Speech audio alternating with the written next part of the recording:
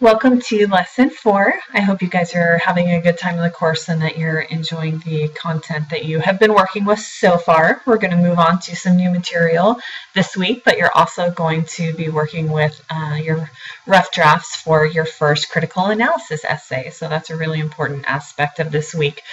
You do have fewer activities to do this week. You don't have a discussion board to work with, and that is so that you can focus more on your peer review of each other's drafts as opposed to doing a discussion board. So make sure you give some good time, some quality time to those rough drafts. So this week, the new material that you're going to be learning is what irony, point of view, the narrator, and setting are, and how those apply to a reading and how they give meaning and open up more, literary interpretations for you. So, of course, you're going to have readings on those literary elements, so make sure that you read those also. You will read 3 short stories from the stories provided for you. The yellow wallpaper, is one of my favorites, so I really recommend that one. Good Country People is really funny, as well as is The Cask of Amontillado.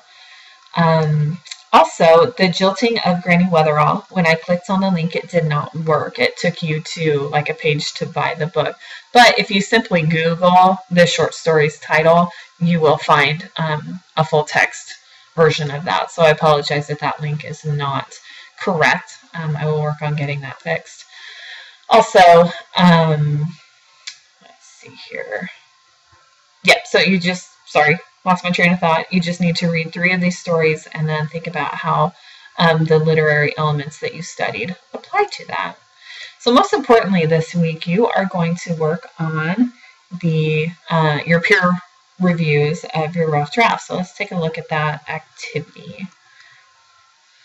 So what you're going to do is you're going to get with your study group that you created several weeks ago, and you're going to pick a partner.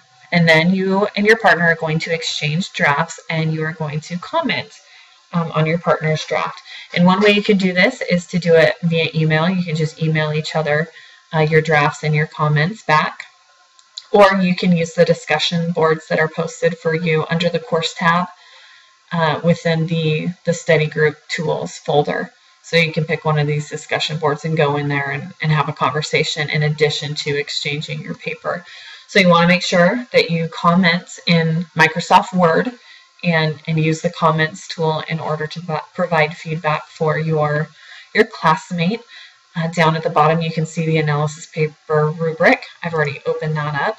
So this is a rubric that I'm going to be using to grade your paper, and I want you to use this rubric in order to comment on your partner's paper as well. So you need to answer all of these questions about your partner's paper and whether or not they do these things and how well they do them and where they can improve. So don't be afraid to give good, positive, not positive necessarily, but good, uplifting, supportive, constructive feedback.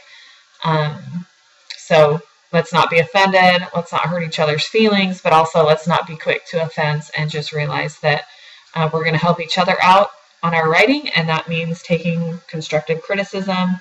I fully trust that you guys are going to be respectful in how you comment on each other's papers, but likewise understand that you're there to help each other.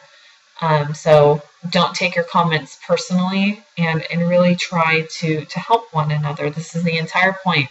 The more effort you put into it, the more you're going to be helping your partner and vice versa. This is also an opportunity to see how somebody else is writing and see how you can perhaps imitate the good elements of your partner's paper in your own writing. So this is an extremely valuable opportunity for you, and I really encourage you to make the best of it and to do your best with it. So once you make the comments on the paper, of course this is all electronically, so you need to make electronic comments in Microsoft Word. You need to return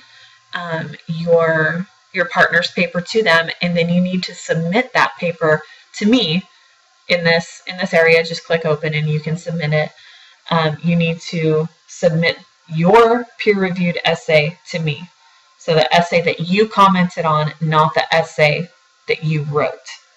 Does that make sense? I don't think number 4 is extremely clear in that. So what I want is for you to submit the essay that you commented on. Okay, not the essay that you wrote, the essay that you reviewed. If you have any questions about that, let me know. And I didn't mention earlier, but you can always take the opportunity to visit me in my office hours if you have any questions with the peer review process, or if you have any problems with it.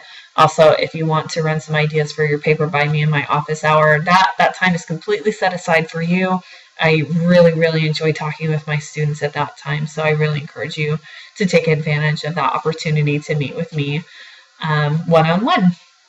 So this is the big important assignment of the week. You also have, of course, your self-assessment survey and your lesson evaluation to complete, but this is where I want you to spend most of your time this week, in addition to learning about the new literary elements and reading 3 short stories. So I hope you have a great week. If anything comes up or you need any help, never hesitate to ask, of course. And I hope, again, that you're enjoying the course so far and that things are going well for you.